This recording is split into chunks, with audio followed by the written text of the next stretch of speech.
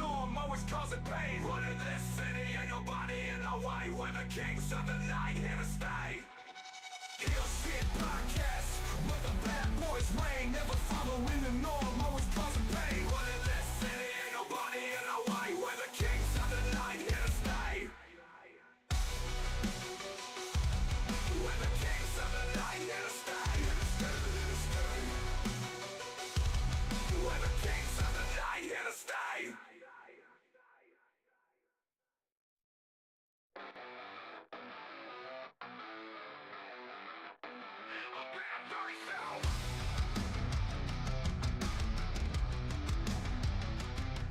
Bad guys do hill shit, no one can stop it. Walking in the shadows, always on the profit. Fast cars, big dreams, living on the edge. Haters talking trash, but we ain't even faced. Just some rebels with the cars, breaking all the rules. Bosses in the game, always playing it cool. Living fast, we ain't slowing down. Always ready to turn heads around. Hill Shit Podcast, where the bad boys reign, never following the norm, always causing pain. But in this city, ain't nobody in our way. We're the kings of the night, here to stay.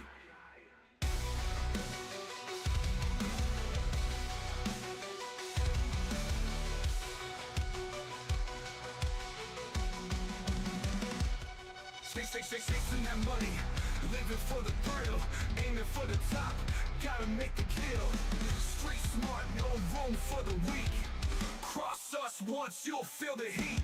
Taking what we want, we don't ask for permission. Running with the wolves, a dangerous coalition. Living on the edge, no time for hesitation. Hill Shit Podcast, where the bad boys reign, never following the norm, always causing pain. But in this city, ain't nobody in our way. We're the kings of the night, here to stay.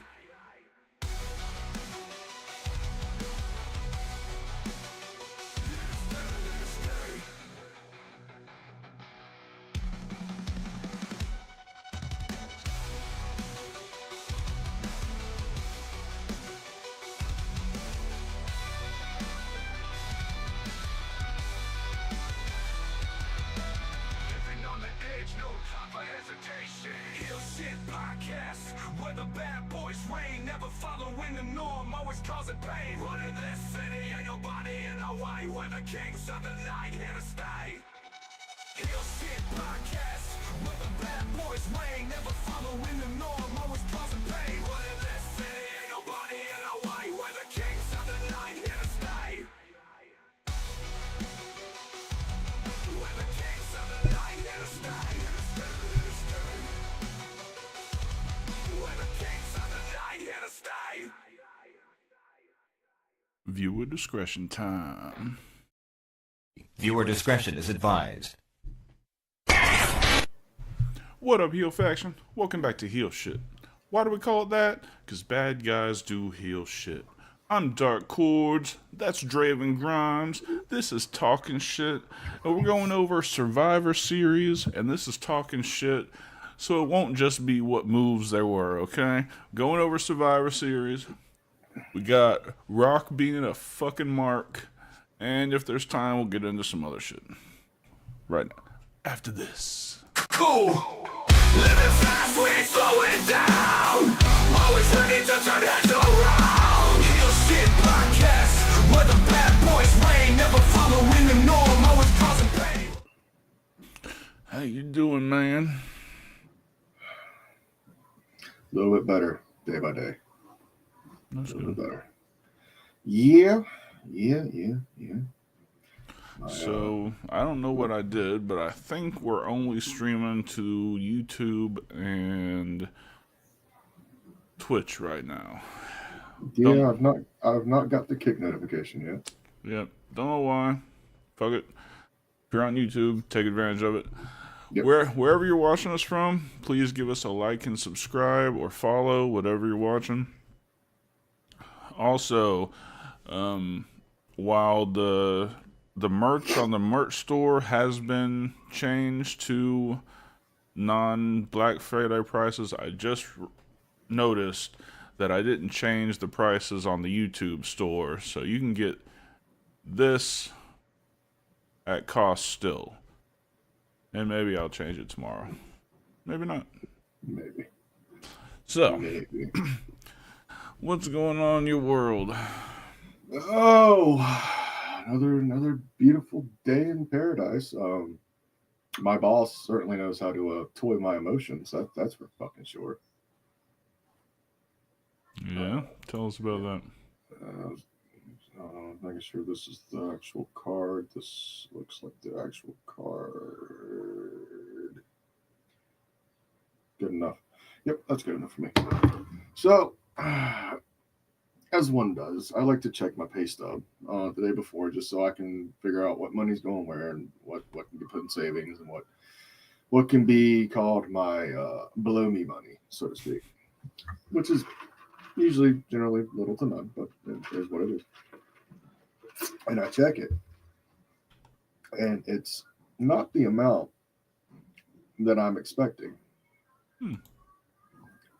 It's actually kind of it's well below because typically my typical paycheck is racked up with the overtime. You know what I'm saying? You know what I'm saying? Mm-hmm. So I'm noticing there's about a couple $100 missing.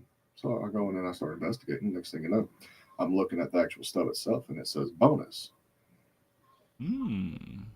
Uh, so as any typical person would do, they would leave that the fuck alone. But I'm not a typical person. I sometimes to a fault, I'm an honest Gotta person. get to the bottom of this. Yes, I do. So I call my boss. He doesn't answer, so I call the next best thing. I call his wife, who is basically over that particular part of the company. Anyway, I'm like, hey, so I think there's a mistake. You put a bonus on my account for tomorrow to get put in.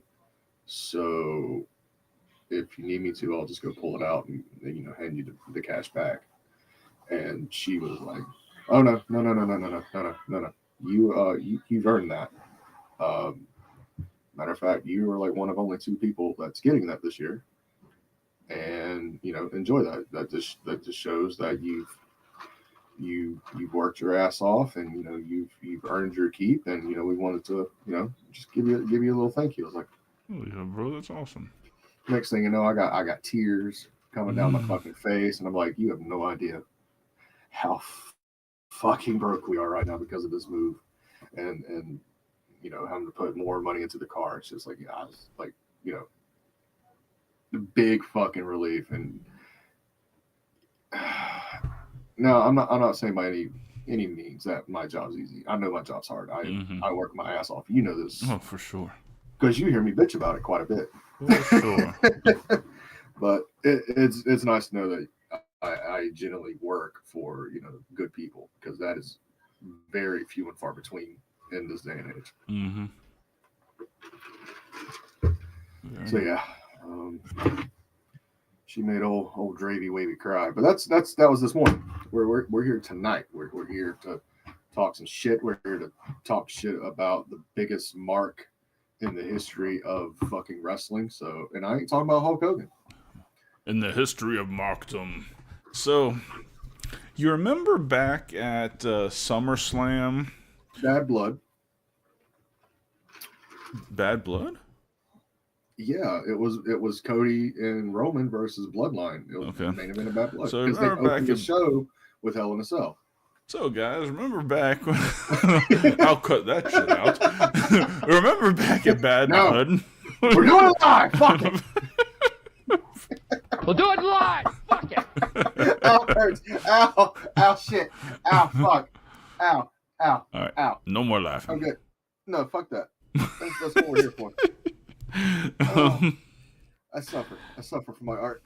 So, you guys remember back at Bad Blood, after Cody Rhodes teaming with Roman beat the New Bloodline, and The Rock made a huge surprise. He came out, he did his 1, 2, 3 thing, he slit his throat, and he was like, he had his I need to have a belt to feel relevant belt over his shoulder.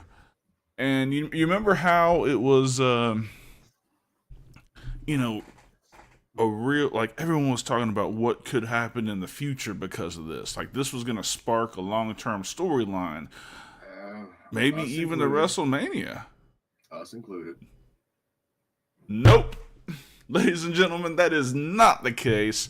The Rock just wanted to be on TV. For fucking 2 minutes. Yep. The Rock just wanted to be on TV. No Why? other fucking reason. Oh, never mind. Mark. Mark. Term Mark. You look up Mark in the wrestling dictionary. At this point, you see Dwayne The Rock Johnson fucking picture right next to it. And he's got that phony belt that he carries around because he thinks he's important. It's the People's Championship. Yes, the People's Championship, yeah. The more and more I hear about Dwayne as a backstage or an executive, the more and more this people is disliking him. All right. I loved his movies. I love... Debatable. What, his movies? Yeah. Yeah, some of them. He had some hit and misses. He did. Yes. So, yeah. If you guys were thinking that, the real tribal chief was coming out to help Solo anytime soon, yeah. No point in this whatsoever. I don't think Roman's going to help Solo anytime soon because he is the real tribal chief. Yeah. Yeah. Yes, Anyway, yes. so Let's see. Another little bit of piece of news before we go into the Survivor Series review. Guess who was on NXT last night? 2 nights ago. Eric fucking Bischoff. Guess what happened to the NXT rating? It's their lowest rating all year. All right, fuck Eric Bischoff. Everything he touches turns to shit. Garbage. I don't know any other words for garbage, so we're burning pile of trash. There we go. Yes, garbage. Garbaggio. There we go. Garbage, Make it as they Italian. say in France. Just put EO at the end of it. Makes it Italian. Fuck it. Yeah, I know, dude. Product Ben Judd. Nice to thank you for joining the chat. He says nerds and marks can't write edgy TV on Raw Netflix. Yeah, they came out today or yesterday or today and explicitly said we're not changing our rating. Same shit gonna happen. Same family friendly, same no cursing. They're just gonna be the same old bullshit. Here's what I think is going to happen with that. They're going to keep the current rating that they have. They're just going to see how far they can push that before they have to pull back. I think that's why USA's really been a little more, what's the word, edgy as of late. Mm-hmm. They just want to see how far they can push it before they got to start pulling it back. So unfortunately, as the way it sounds, January 6th, we're not going to hear from Davenport, Iowa, Seth fucking Rollins, unfortunately. Mm. Hell, it might be a step back. It might be Seth flipping Rollins. Maybe. Yeah. Because I'm telling you right now, fucking 15, 20 years ago, you're not going to have anyone fucking come out with a moniker of blank freaking blank. No. But the reason that this shit is happening like this is because they're still going to depend on ads. I thought when we went to Netflix, we were going to have 1 or 2 uncensored hours or unedited, no commercial breaks, and a little more,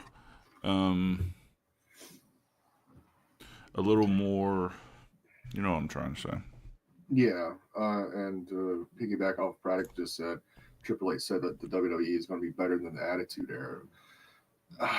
What I think he meant by that is not necessarily better, because it kind of falls into 3 categories. You're either better than, less than, or different than. And I feel when Triple H said that it was going to be better than, it was more falling into the different than, because we're really going into uncharted waters right now with the Netflix deal.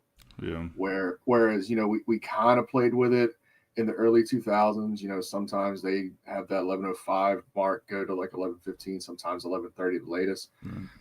Let's say that fucking main event slot fucking goes fucking 45 minutes past what it's supposed to. There's nothing stopping it. True. I feel that at some point they are gonna raise the rating of it to more of an adult context, because let's face it, it's in the fucking cards. I mean, I understand wanting to be family friendly. I understand you're wanting to portray to the kids, but the kids that you're portraying to are getting older, and the kids that you were portraying to 20 years ago are now the fucking adults. It's just the natural evolution of this business. Right. I agree. I think what he might mean, and it could be, I mean, they're a publicly traded company, or they have been for a while. Mm-hmm. His responsibility is to the company. He probably just means it's going to continue being the best financial situation that they've, the biggest draws they've ever had, which is. I mean, they're literally. Oh, they're selling. What is that? They're printing money hand over hand. Dude. Serious. It's crazy. I've never seen this company be this successful, and that's including the Attitude Era. Yes, I understand once the ratings war started going their way, they fucking blew up. But as far as finances are concerned, this is the biggest this company's ever fucking been. Agreed. So, yeah, right. I mean, and look, I love AEW, but you cannot. If you're an AEW fan, please don't try to take the position that WWE isn't at the top of its fucking game right now. All right, I'm an AEW fan, but WWE is fucking rocking the world right now. Like, it's never been hotter, and you can't ignore that. I mean, it's. And they put on great shows. I mean, that's the thing, is that when we were talking about the styles of wrestling, that's why WWE has always been, basically, except for the 83 weeks, a higher rated TV show, is because there's more story, there's more theatrics, and they've built something that it would be retarded for anyone to try to duplicate. And to try to piggyback off what you said, why WWE is so successful, I should say. I'm sorry, I'm tired and I'm hurting. Yeah. It's their consistency. They are consistent in their stories and in who they're building. Whereas, and I understand you're an AEW fan, and this is just me from what little bit I watched looking in. From one week to another, they would be building up a one set of guys, and the next week, those set of guys aren't even on fucking TV, not even for a fucking promo or something. Then they're trying to build up this other set of fucking guys for no fucking reason. And, a couple of these guys that were setting up were the ones that were getting fucking put down by the guys they were setting up the week before. I guess I could say this. I still prefer the in-ring product in AEW. But the creative has been shit this year, just absolute shit. I would argue it'd have been shit longer than that, dude.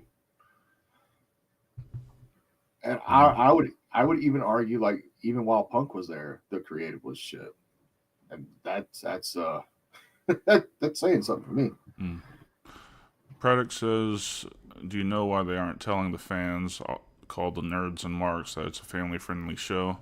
They did. It was all over the dirt sheets, all over Fightful, all over everything in the past couple of days. That Nick Khan specifically said, "We're not changing our rating. We're staying family-friendly, advertiser-friendly," and it's all advertise and draw on. Yeah. Like, if they didn't have to have commercials during their shit on Netflix, then it wouldn't have a rating. Yeah, that's about as simple as it gets. All right, well, let's. I'm telling you, if Tony would just pick up that phone, yeah, man, call a couple of the boys that know how to write proper TV shows and be consistent. Yeah, they could probably have that shit turned around in 6 months. Probably. I'm not hard to get a hold of. I'm just saying. All right, we're gonna throw it to our first commercial break. And we will be right back to talk about Survivor Series. Let me introduce you to our new sponsor, Smackin' Sunflower Seeds. Check this out. They sent us this huge box of samples with all these amazing flavors. From traditional flavors like the OG and ranch, to unique flavors like cinnamon churro and my favorite, backyard barbecue. Absolutely, man. Let's not forget the garlic parmesan, the cracked black pepper, and my personal favorite, the maple brown sugar. It is grade A, phenomenal, my guy. So me, Draven, and Miner all sat down, went through all these flavors. Of course, we each had our favorite, but one thing we agreed on, this is an amazing brand. If you're a sunflower seed eater, definitely need to check this out. If you're not a sunflower seed eater, you still need to check these out because they got a flavor that you like without question. Miner's favorite was dill pickle. I like the barbecue. Use the link in the description and enjoy. Thank you, Smaggin. If you guys want to check out the link in the description, you get 20% off with our link when you check out. Couldn't say enough good things about Smackin'. Like, if you go to ball games, if you like just snacking on sunflower seeds, holy shit. Eat some of that motherfucker. All right. All right, where do we start? We want to start this just by how I got it racked up on my screen, or do we want to go from beginning to end? Let's go beginning to end. All right. Hold on a second. Product. Why doesn't WWE use red, blue, or black ring ropes anymore? What color ring ropes do they use now? Only white ropes for PLE. Yeah, they're doing the white ones. Hey, Dylan. I think the rope color, and this is just my opinion of it, it just shows better on TV, and it shows better to the fans. Yeah, the way they have their lining set up. It's not dim and dark like AEW, so those ring ropes really pop. Yeah, it's just more or less just for television's sake. So, opening up War Games. War Games. Thank you, sir. We're starting in the main card. Who gives a fuck about the pre-show? I didn't watch the pre-show. Me neither. So, if we were supposed to watch the pre-show, I apologize. Put $10 and put it in our Cash App, Venmo, or whatever, and we'll watch it. But for War Games, we're starting off with the women's War Games, which is the team of Rhea Ripley, Bianca Belair, Naomi, Io Sky, and Bailey versus Liv Morgan, Raquel. That's a whole fucking team of bays, dog. That whole team is smoking. Yeah, well, I call Bailey. Fuck off. Anyway, versus Liv Morgan, Raquel, whatever the fuck her last name is this week, the Refrigerator Nia Jax, the Barbie doll, and the Pixie. Have at it, my guy. I know you got notes. Dude. First off, they fucked up from the beginning. Why they put somebody who has the worst cardio in the WWE in first on a match that's going to go almost an hour and a half? Whose fucking idea was that? That was dumb as shit. Nia was blitzed before her next teammate came out. I would argue that was probably a Bruce Pritchard call. It was the dumbest shit ever. She should have come in as the last wrecking ball. Like, that's what I thought was going to happen. Yeah, you got to save the Giants for the end. Like, you can't put Big Show out there to go 100 minutes in a fucking.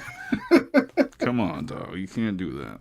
I don't know. Maybe 70s Andre could have done it, but not 80s Andre.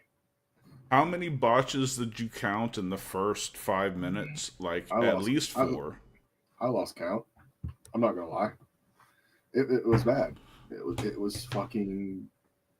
Yeah, I'm trying to. It was a botch fest, dude. Trying to do this by memory, but fuck it, I'll pull up my show notes.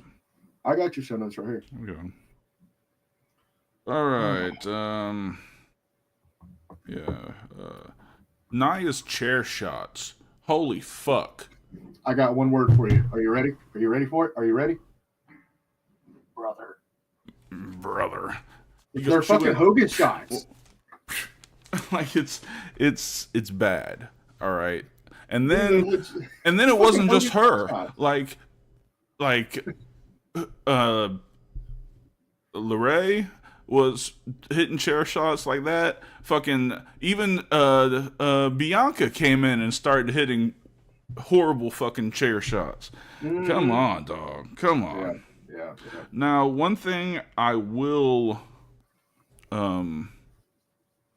I will say is I was really impressed by Candice LeRae in this.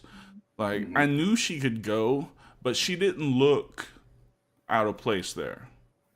No, I think I said it while we were watching it that night, and this was no disrespect to her. She works like a guy, Yep. and it's fucking awesome. That's the difference that she can bring to this table, but she just needs that opportunity to actually show it on a weekly basis. Yeah. Going through here, I have a note about a baseball bat shot. Was that? What? Why did I make a note about that? Something about somebody Because took a nasty looking baseball shot, but I don't. Yeah, Rhea did to the fucking back, and you heard the contact on the fucking camera. That's right. That's right. Yeah, she got belted by that fucking thing. Of course, when Io Sky is in there, you got to have something big off the top. So she did her trash can moonsault, but to make it different this time, Tiffany Stratton also did it. Hey Rose, Well, good to meet you. She did a swanton off the opposite side. Mm-hmm. Both in look real- phenomenal. Yeah, they I both know. were amazing. The next note I have for this is Rhea hitting the Riptide from the top rope through a table on Liv for the win. There's something like Rhea. I don't know where she goes from here because before they put out the brackets, everyone was saying she should be the first women's intercontinental. No, she can't go down the card. Mm-mm. She has to be at the top of the card. And when is she gonna? Where do you think? First of all, what did you think of the match? And then, secondly, where do you think Rhea goes? Am I fantasy booking this, or am I like just trying to see what they're trying to do? Which way do you want me to run on that one? One of each. All right. If it was me, Yep. I would do what they did with Becky Lynch in, I think it was 2018 or 2019, where they have Liv and Rhea work at the beginning of the night at the Royal Rumble. Have her fucking lose by like disqualification or something, right? Then have Rhea come in as a surprise entrant towards the end of the Women's Royal Rumble. Have her go over. Have that story finish off at WrestleMania, where she wins the fucking title back from Liv finally. Mm-hmm. How I think they're going to do it, they're not going to do anything for Saturday night's main event. Mm-hmm. If they do, it'll be like a mixed tag thing with Liv and Dom and Rhea and maybe Damien or something, somehow, some way. Just because Finn's kind of poking his head back into Damien's shit, which means Damien's having issues with Judgment Day, Rhea's having issues with Judgment Day, Terror Twins versus Judgment Day, blah blah blah. Feel good moment at Saturday night's main event, which would then lead into a match with Rhea and Liv at the Royal Rumble, where knowing their booking, they would probably finally let fucking Rhea go over. Mm-hmm. And then just have Liv cash in her rematch clause at Elimination Chamber. And knowing how WWE is these days, they'll have a fucking women's Elimination Chamber match to fucking have it contested for that particular championship, because more than likely they're going to try to fucking build up the SmackDown title. So the winner of the Women's Royal Rumble is going to be going to the fucking main event with the fucking SmackDown title. Mm. But that's just off the top of my head. Dylan Holden just said, "Love you, shit guys," and I'm like, should I take that as a compliment? I'm pretty sure he just forgot the hard R there on the your. So yeah, we'll take that. We'll take that. Like, is he calling us shit guys, or is he like, we love the heel shit? He loves your heels. He All loves right. your heel shit. All right. Love y'all guys too. So anything taken away from this? Rhea looks strong as always. Candice fucking showed up and showed out as she should. Mm-hmm. Tiffany held her own. I'm actually quite proud of her for that one. The rest of them, just they were there. They were there. The chairs weren't necessary for this. I mean, y'all had a better chance of just flinging the chairs like fucking Jay did later in the night. I understand why they wouldn't have done that, and fucking both of them. So, yeah. I love Io in these matches. Like, dude, she shows up and she shows out every she's fucking amazing. time. She should. Yeah, I mean, she should be in title contention, like perennially.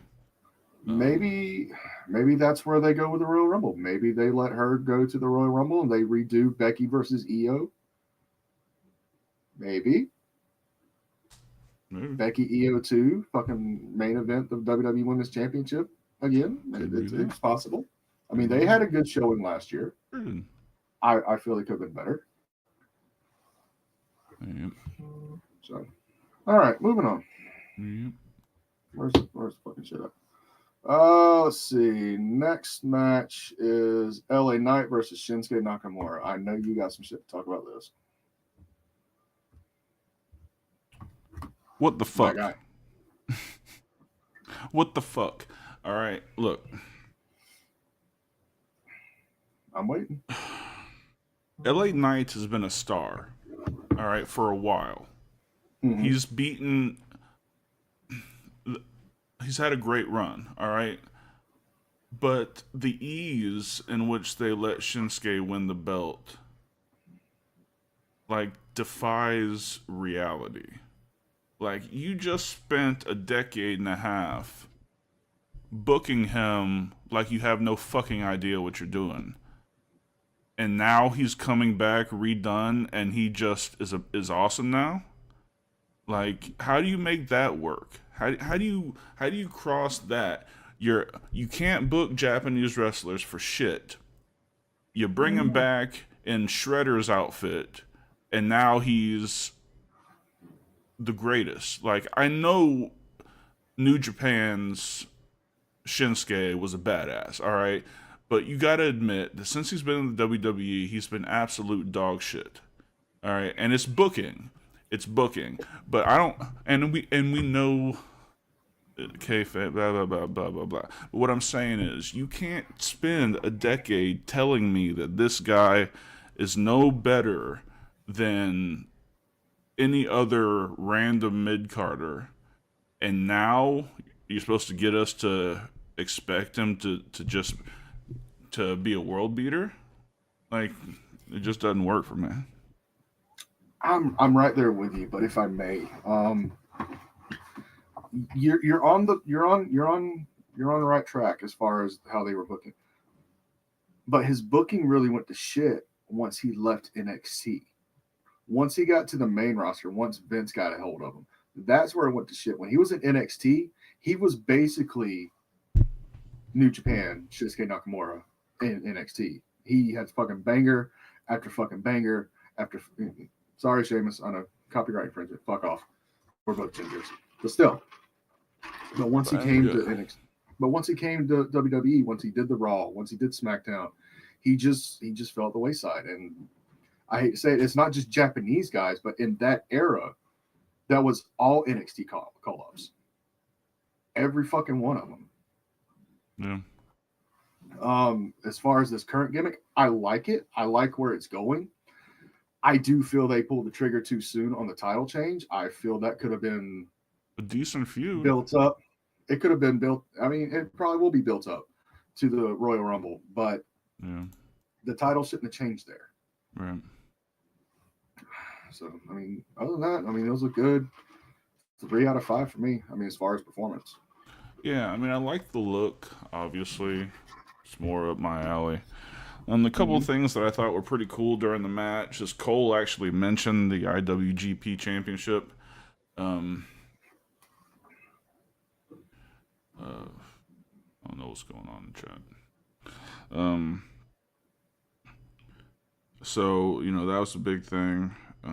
Other than that, the match was what it was. I don't fucking know. Yeah, it is. All right. So moving on, we got the triple threat IC title: Sheamus versus Ludwig versus Breaker. Sheamus and fucking Breaker fucking showed up, and they beat the fuck out of each other. Yeah, they fucking did. But this match has kind of got me being a fan of Kaiser. Really?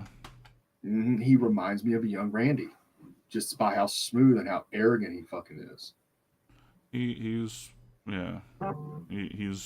he's up there. He always looks like he's currently being fucked in the ass though. I mean, you're not wrong there. Like not like just did, but like currently there's a cock in his ass. He looks like that all the time, all the time. Anyway, you just had to fucking. You can't let him have his flowers for fucking more than 30 seconds. I think I gave him at least 25. Oh my god! You put that in the fucking notes too. Yeah, because I didn't. That hit my, and I was like, I'm not gonna remember this that day. I'm saying this shit. Yeah, taking a note down. Breaker wins. He had one of the greatest flying shoulder tackles in history, coming out of nowhere on the outside to destroy Kaiser. Dude, he looked like fucking Dragunov doing that fucking Moscow torpedo. Yeah. He's just phenomenal. I mean, he's gonna be the world champion real quick. Next 2 years, I'm calling it now. Absolutely. So I thought it was a really good match, hard hitting match, what you'd expect. I dig it. Yeah. Speaking of hard hitting matches, we now have the World Heavyweight Championship match between Damian Priest and Gunther. Walter. So. Well, what did you think of the last match? You didn't really give us your breakdown of it. I mean, it was very straightforward. They had Kaiser play the Cowardly Heel, they had Sheamus play the Wily Vet, and they had Breaker play the Greenhorn, who's been basically handed everything at this point. But now that he has it, he's proven why he has it. So I'm good with all of it. Okay. I really want to see Kaiser kind of break away from Imperium and really do more single stuff like this. I think this is where his wheelhouse is, so to speak. Yeah. All right. So what do we got next? Oh, the Gunther and Priest. I don't like this new insecure Gunther. Like, this whole thing that they've done during this feud with Damian Priest. Like, they built this up specifically to say, hey, we're gonna put Gunther over, but we're gonna make Damian look really strong while we do it. Mm-hmm. I didn't like that. No. Damian is a badass. He looked strong their first match. I don't get why they would have to take some of the armor off of Gunther. I don't know. Well, I mean, I kind of do. I mean, Damian is really his current biggest threat to that title. I mean, out of everybody he's worked so far, he's got the size, he's got the speed, he's got the experience to challenge Gunther, whatever. He's Walter to me, so fuck off. This match, I love how they feigned the shoulder injury and they worked the entire match around that shoulder injury. Yeah. The entire match, except for the last fucking 2 minutes of it, was a classic. The finish of the match, I felt, brought it down. I kind of understand why they did that, so they can bring back that feud and kind of finish it off, probably at Royal Rumble. But I don't think it was necessary for the second time have Damian get screwed by Finn for Walter to leave with the title. Yeah.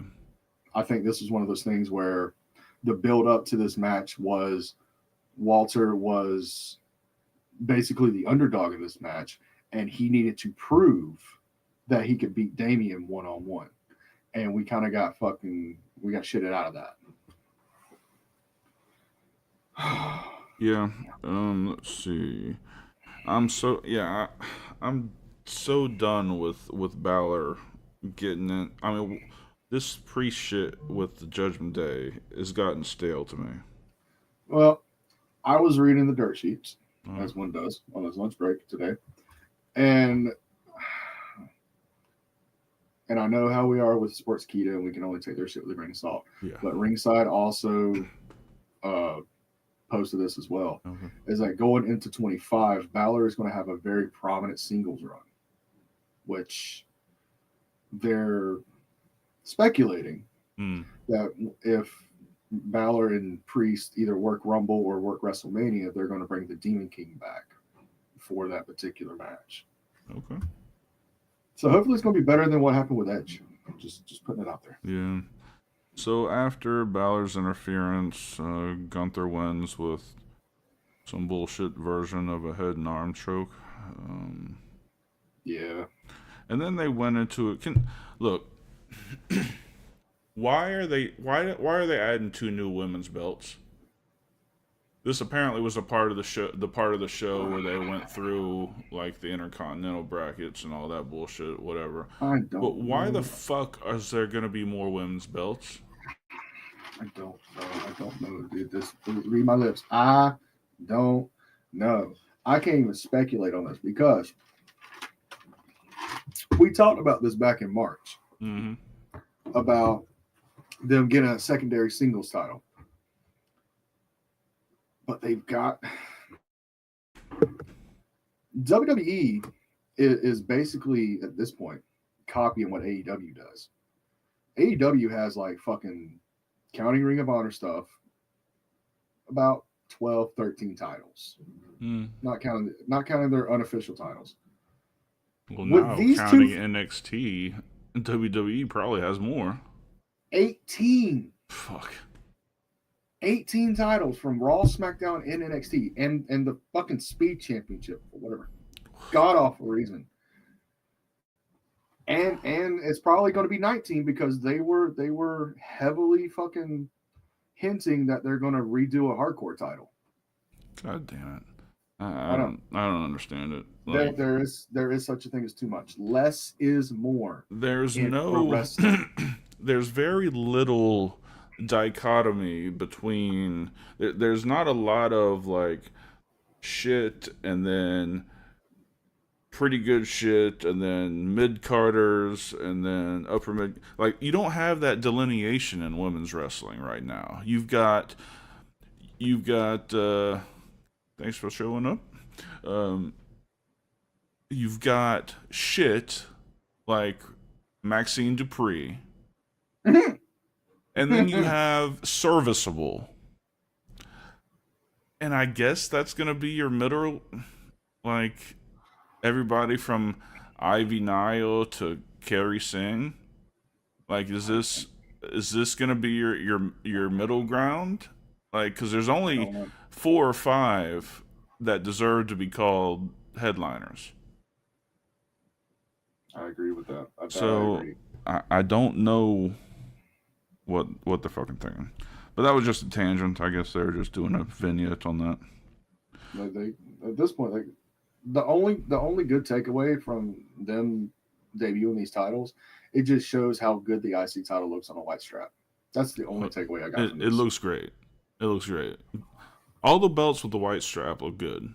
Like, I guess it's because it's so different than what has been. I don't know. Remember we had the Universal titles in blue and red, depending on what brand they're on. Yeah, it's fucking like horrible. Shit. That was garbage.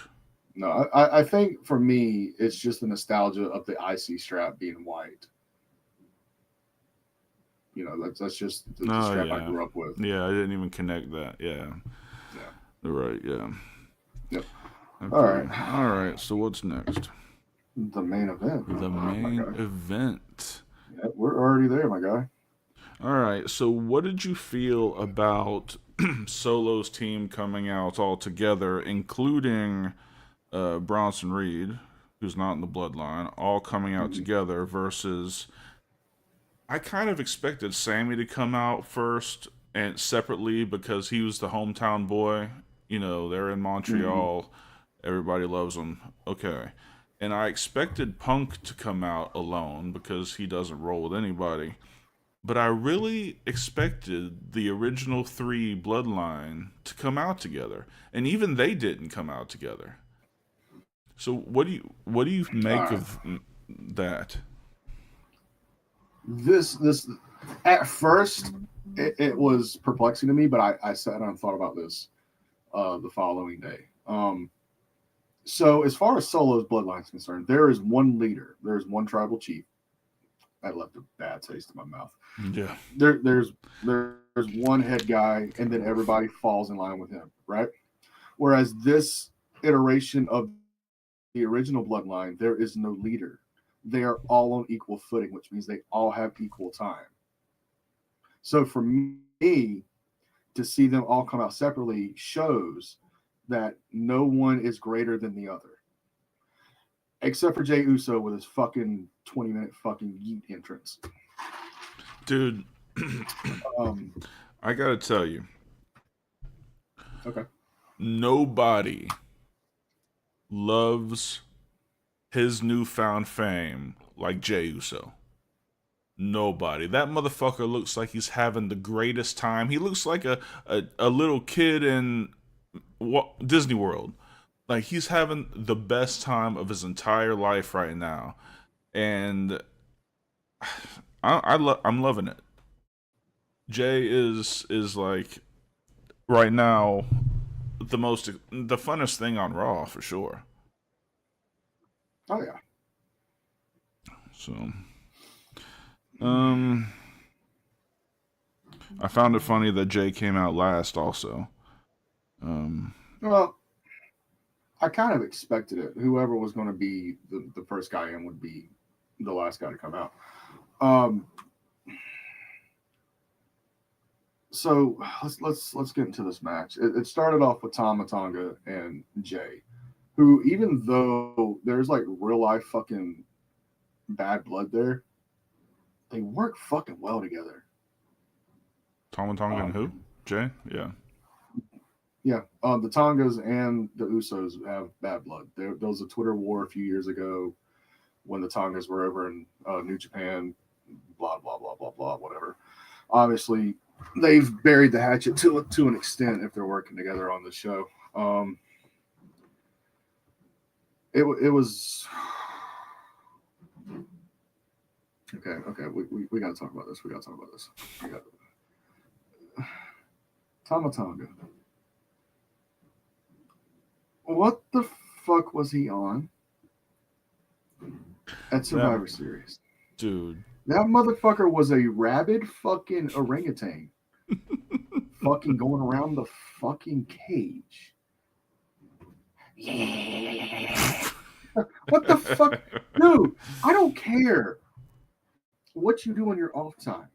But my guy, whatever makes you go the whole fucking night, I need you to calm that shit down.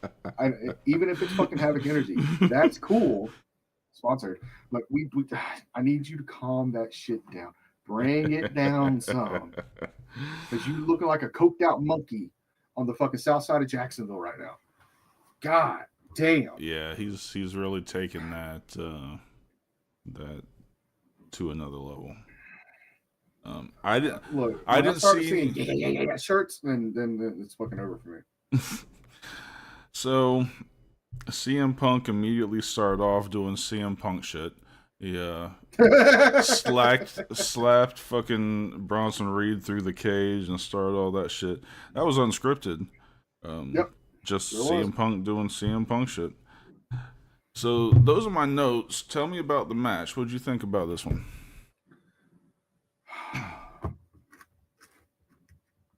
Jacob Fatu is the fucking MVP of this match. He is ungodly fucking talented. Yeah. He plays every Samoan stereotype to the fucking T. Perfectly. What do you mean? What do I mean by that? You show me somebody else in this business other than a fucking Samoan who will have a fucking chair, yeet, at his fucking head, and he fucking jumps right up and goes full fucking Umaga on the motherfucker. Only a fucking Samoan can get away with that shit and not get fucking yelled at in the fucking back. His athleticism is next level fucking scary. His fuck. Sorry. You all right? I'm gonna go bladder shit. Working through the pain. Work through the pain. His accuracy is fucking like sniper level scary. Serious. He is fucking just beyond any and everything a fucking worker should be. Yeah. Tongaloa, he didn't fuck up too bad. He didn't fuck up too bad. I'm proud of him. Yeah. He big stage, and he didn't fuck up too bad. Good on that. Did good. My boy did good. Yeah. Tamatonga, yeah. He was fucking spot on with everything. I didn't see any fuck ups from him. Solo, He did solo. Yeah. Shitty Samoan spikes and Sambo suplexes all around. Bronson motherfucking Reed. Holy shit, my guy. I understand hurting for your art. But you got to know, fucking jumping off a 20-foot cage with your cankles, something bad was going to fucking happen, my guy. Yeah, I sent you the close-up, slow down of that shit. Mm-hmm. Like, his ankle, it ceased to live. It ceased to exist. Like, that shit bent in 3 different ways. It was disgusting. At one fucking time. And the fact that he walked out that night is fucking amazing. He is a fucking beast. Now, on the other side, we got Jey Uso. Fucking just flashy, fucking great. Everything fucking hit. Everything was fucking smooth. Jimmy, same fucking thing. They don't miss a fucking beat. Mm-mm. My only critique for Jimmy is he needs to do what Jay did and find just a couple more little things to tweak his shit for him to become a little more unique, because he still just feels like Uso number 2. Yeah. You know what I mean? Yep. Like, Jay took the spear and he's now using it for a setup. Jimmy used the fucking Samoan spike and use it. You can't fuck it up anymore than Solo does. Yeah. You can't. It's physically fucking impossible. My fucking 5-year-old nephew could fucking Samoan spike fucking better than Solo Sikoa. I promise you. Yeah, it looks horrible. Like, he's gotten lazy with it. He's basically just like, meh. He has. Since fucking WrestleMania. Like, he just doesn't hit it with the same Chris. He's like, it's hard to describe. Sami Zayn put his heart and his soul into this, just like he does everything else. It fucking showed. I saw some feedback early on in the night before the War Games where everybody was speculating Sami was going to be the one turning. I'm not going to lie. Towards the end of the match, I saw a couple spots where it could have been possible. I'm glad it didn't go through that way. Mm. The one spot, and I think I had to send it to you, when Sammy and Jimmy finally did their little fucking handshake thing. And Jay's just in the back like this, like, yeah, just doing the fucking awesome. Priceless shit. It's little shit. Mm-hmm. CM Punk, this is his first match back since Bad Blood, since Hell in a Cell. Definitely working a more grounded style, a more safe style. Mm-hmm. Still looked fucking good. He didn't look too gassed being his first match back. I'm sure he's got ring time between then and now. Roman Reigns, the aura that this man possesses in 2024, you could probably put that shit up between 90s Taker, I would say 98 Austin, and 2001 Rock. It's that fucking aura that he possesses. He's I don't know. There's something about Reigns right now where I feel Well, he's got the to me it's more of a like a, it almost feels like he's half-assing in the ring. You know what I mean? I don't know. I don't know about that, but I do know that what makes Roman Reigns great, and it's not his wrestling ability. I mean, he's a good wrestler, but what makes him great is his pace. What makes him great is the fact that when he's in the when he's on the mic, like the time that he takes to soak everything in, the time that he takes to respond to somebody, his timing, when they say you can't go slow enough, he has perfected that.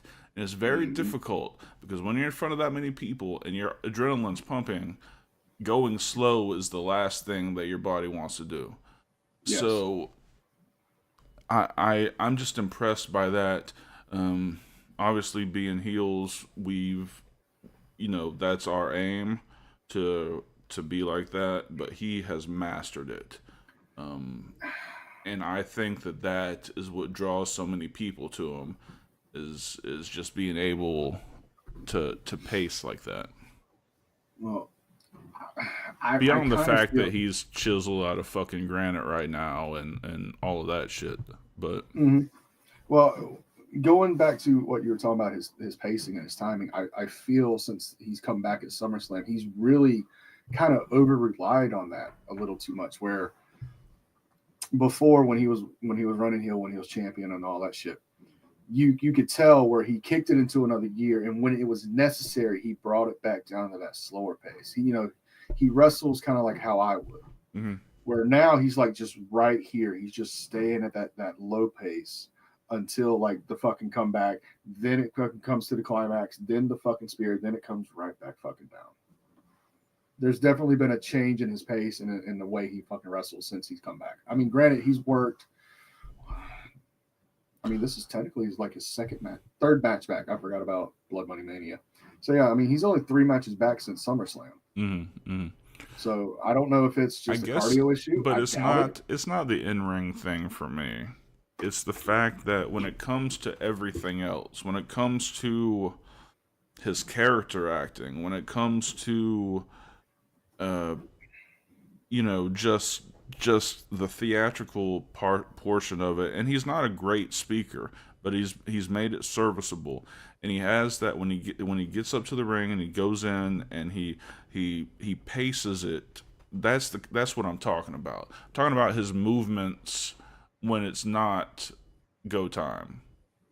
I see. I'd have to disagree with you there. His promos have come leaps and bounds. Leaps and bounds, absolutely. We're talking about a motherfucker live on Raw in 2015 said the term, and I quote, "suffering succotash," and try to get that shit over. Where now he's become one of the biggest trash talkers in this business, but because now he's back in a babyface role, it's kind of fucking limited him, and it really fucking shows. So I'm thinking from what you're seeing as him being an okay talker, but not like a great talker. When he's heel, he's fucking on. Yeah, but when he's babyface, he's limited on what he can do and what he can say. But as good as he has become, when he's in the ring with the greats on the mic, he's still behind. All right, he's not on John Cena's level still. I mean, I would argue that, dude, because I saw him and John Cena go back and forth back in fucking 22, and fucking Roman was right fucking there every fucking time. He did not miss a fucking beat when it came to John. Even John, a couple times, had to fucking pause and fucking gather himself. Oh, yeah. So again, to me, this is more of, because he's babyface right now, he's limited on what he can do. When he's fucking heel, there's no stopping him. Yeah. I don't know. I don't know why that is such a big deal for me as far as his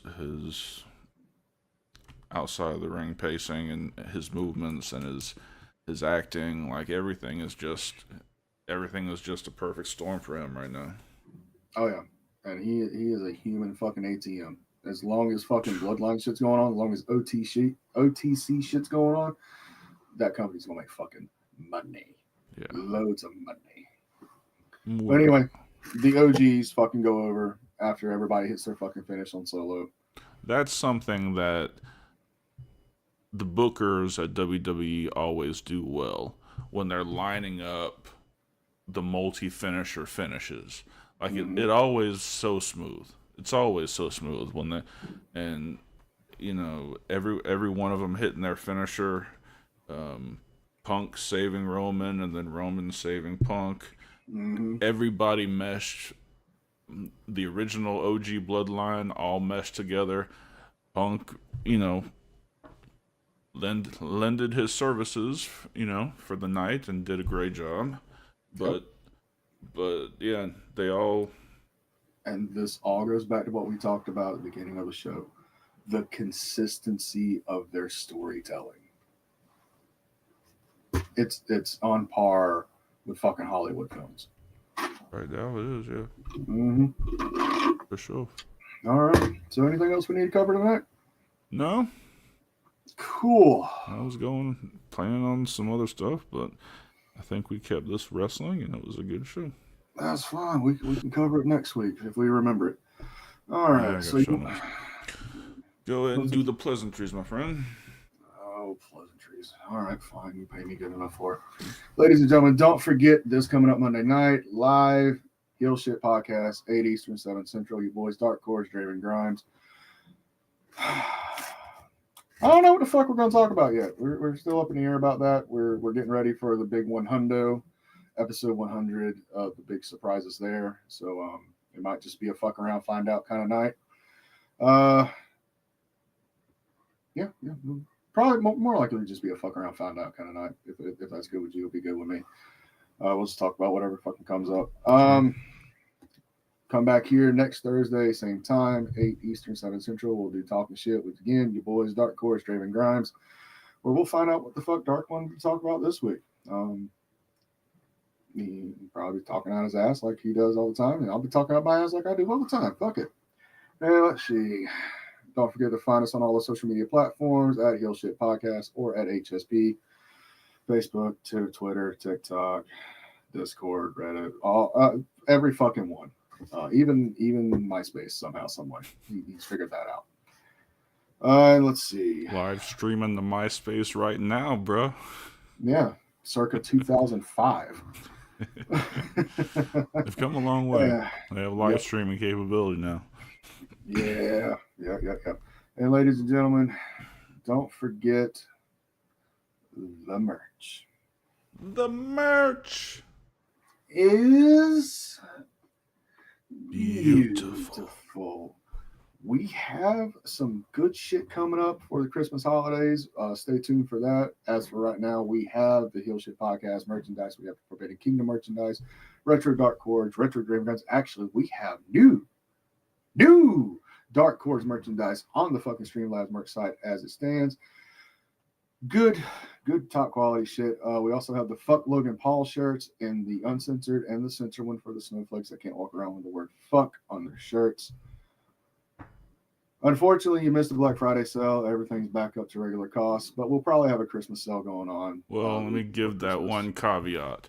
This design on YouTube merch, I forgot to change the prices. So they're still at Black Friday prices. They're at cost. You fucking failed me. Hey, I might change it tomorrow. I might not.